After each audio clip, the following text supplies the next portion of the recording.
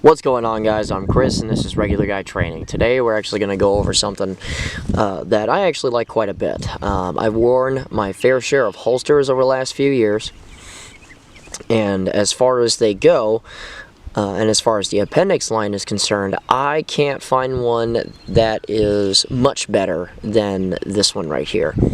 So for those of you that just wanted to check in the box and that kind of stuff, you can go. These holsters are awesome. But let's go ahead and talk about this for a second, because as you guys know, I've put out a few holster reviews in the past, a few of them favorable, at least one of them not very favorable. Now, here's the thing.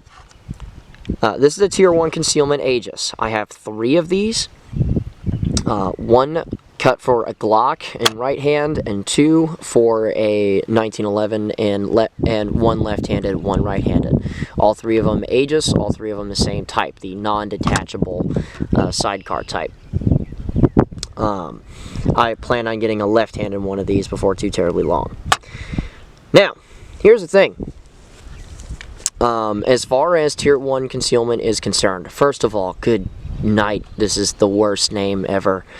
It's the gayest thing ever, and I recognize that that's coming from a guy whose company name is Regular Guy Training, but Tier 1 concealment, Jesus.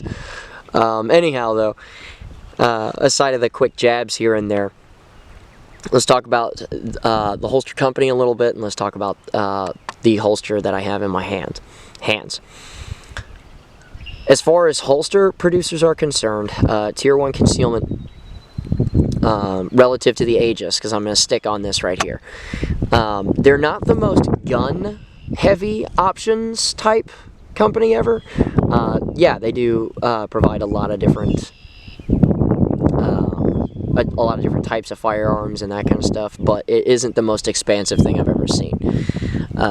However, what they do have, and you'll be able to see that if you go on their little website and check them out, what they do have per individual firearm that they have molds for, or rather holsters for, is quite expansive. Because if you want a threaded barrel cut holster, they got you. If you want a compensator cut holster, or with a sweat guard, minus a sweat guard, suppressor height sights, RMR cut, all of that stuff. And the variants in the lights are fairly impressive too. You can tell that they pay very close attention to what does actually work, and they offer variants based off of those lights.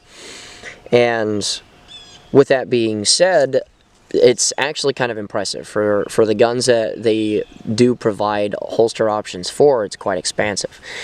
Now, this particular model is a non-detachable sidecar variant. They have a detachable sidecar variant of the AGIS. And I'm going to tell you what they do provide, even in the non-detachable variety, I love the fact that there's a little bit of flex in here. Right? I'm not exactly sure what this material is, but the little flexible thing that's fastened by like a million screws to keep these two pieces together, I'm not exactly sure what that material is, but I tell you what, it actually does a great job in helping the holster hide, because it conforms to your body a little bit more than a lot of other holsters that are out there, especially sidecar holsters. Some of them are a little ridiculous because it feels like you're just throwing a piece of shelving on your body, and it doesn't help at all as far as comfort. Because look at a sidecar holster that's light bearing is a lot to stick on your body, especially appendix. I thoroughly recognize that. So having an inflexible unit there is actually quite uncomfortable, depending on what it is that you have and depending on the clip system that it comes with. Now, in the past, I have absolutely said that I'm not a gigantic fan of a lot of clip type systems. I've been a belt loop fan, or just a leather loop fan for the longest time, but these guys have kind of switched me over almost entirely, because these clips are very thick, okay? They're very aggressive. They grab onto belts very easily, and they do a really good job of just hanging on to everything. So as far as anything coming loose or anything coming off, I mean, as long as you got the right diameter belt to go with the clips, there's nothing to worry about. The next thing that's kind of cool about it, now I'm not going to say this is easy to do, and I'm not going to say that the draw time's super fast, but these clips are tuckable, meaning you can tuck your shirt inside of this underneath the clips. That adds a little bit of flexibility to it, which is really nice. And the tension adjustability on this is actually really good too. It's very much like what's out there for a lot of the holster world. It's for both the mag caddy and the portion of the holster that adds tension to the light. You know, it's very usable. I don't have a whole lot of back end screw twisting and that kind of stuff to where I don't have to worry about doing much more than just applying a Phillips head to it and screwing it down if I want to adjust tension. Now, like every other holster ever, you start you know, throwing stuff into the mag caddy or the holster or the gun holster portion itself, and it'll start to loosen up over time, but it's not like it loosens up aggressively fast or anything like that. I think in the almost year I've had this, actually probably like 8 months, I've had to adjust it once. So it's, and with the amount of practice that I do, the amount of demos that I do during classes and that kind of thing, I view that as valuable because I don't want to have to constantly adjust my holsters and that kind of stuff. What's cool about this little hook here too, a lot of guys have seen this little gadget on a lot of holsters. It's just to get the belt line pulled forward a little bit so that the holster hides a little bit better as well. It's a little aggressive, which is good. You're going to have to loosen up your barrels, not your barrels, your belts just a little bit. But because it's a little bit aggressive, it helps the gun hide very, very well. So as far as the concealed portion, it does its job very, very, very good. Now, it isn't the fastest concealed holster I've ever you know, mounted up in my life, but that's because it's trying to hide better. It's a pretty good blend between concealability and speed. Other holsters like T-Rex arms holsters and stuff like that are very, very fast, but they print really hard in some cases. So this is a really good blend in my personal opinion. Now, as far as a lot of holsters and that kind of thing go, as you can see, just with like a regular ass t-shirt, this actually hides pretty good. You know, friggin' Glock 19 with a little Magwell edition on it, so that actually prints just a little bit more off of those types of guns. And with the mag caddy on it, as you can see, it hides it pretty good. Okay, like there's no real issues as far as keeping the gun concealed and everything else. But what's also kind of nice about it too is that when I go to draw the pistol, okay, a lot of you guys may or may not have noticed that on a lot of holsters that are out there, some of them, especially when you're going in like under a ton of speed and you're really trying to grab into it, you feel like the stabby action going on right in towards the trigger guard area. The way that they've dehorned the holster itself and the way that they've made sure that things are cut out of your way as much as possible allow for dudes with even real big meaty mitts that get in there that don't have digit size like mine where I have long but really skinny fingers. There's no issue with it at all, you know, as far as just going in there and getting stabbed a little bit by the holster. So as far as, again, a little tiny quality of life increase and that kind of thing, it helps, especially for guys that dry practice a retarded amount like I do, because I tell you what, you start getting in those reps and you just holster up, draw, holster up, draw, holster up, draw. The holsters that do stab you a little bit will stab you a lot because just rep count and that kind of thing. And whether it has been cold weather, hot weather, that kind of stuff, I haven't felt a lot of discomfort. Another thing, now I'm not going to say I've ever done this ever, but let's just say that you were to mount this up and, you know, you were to put it on with a military uniform and that kind of thing. I've heard that there's no discomfort whatsoever, and you can walk around for basically an entire day and there's no discomfort with that at all. and that includes being hidden really well underneath a military blouse and that kind of stuff. But again, that's just what I've heard. I've never done that myself. Okay, so is what it is. Now, I know that a lot of times with holster reviews and that kind of stuff, it's very much like reviewing a set of socks, really. It's like, you put it on, it holds a thing, okay, whatever. There's a lot of little quality of life improvements on this particular type of holster that has basically made me not think about other holsters at all since I got this, and there's a reason why I got 2 more. Especially considering the price point, which is like $120, right? Meaning $120 and a little bit of change, I think. Yeah, that's expensive, but like I said, the quality is where it needs to be.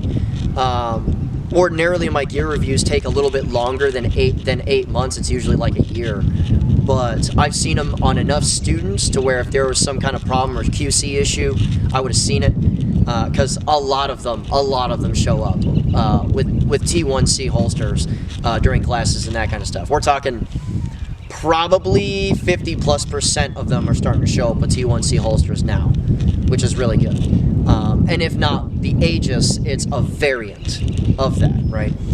For my guys that don't do the appendix thing, they have strong side holsters. They have outside the waistband stuff too, which I'm probably going to do a review on before too terribly long, because I'm going to work up a teaching belt versus a battle belt type setup, and that's probably going to have an outside the waistband holster at the very least for a gun that nobody likes now, and that's a 1911, because they have a bunch of options for those too.